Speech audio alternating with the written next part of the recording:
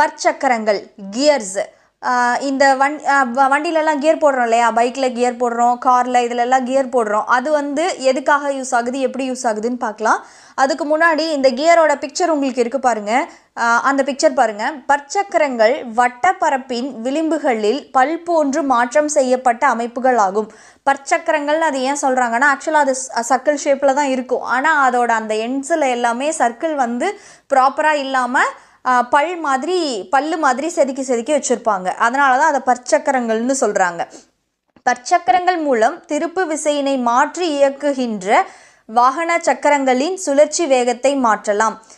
என்னன்னா, இப்போ இந்த பற்சக்கரங்கள் எதுக்காக யூஸ் ஆகும் அப்படின்னா, வண்டி வந்து வேகமாக போயிட்டுருக்கு, அதோட வேகத்தை மாற்றுறதுக்கு இந்த பற்சக்கரங்கள் யூஸ் ஆகும். நீங்கள் சைடில் கொடுத்துருக்க அந்த பிக்சர் வந்து சின்ன மூவிங்கில் இருக்கும் பாருங்களேன்.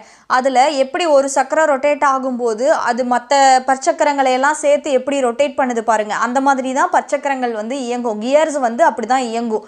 அப்படி இயங்கிறது மூலமாக என்ன பண்ணலான்னா, இந்த வாகனங்களுடைய வேகத்தை குறைக்கணுமா கூட்டணுமா அப்படின்றத வந்து நாம் கண்ட்ரோல் பண்ணலாம். மேலும் திறனை கடத்துவதற்கும் பற்சக்கரங்கள் உதவுகின்றன.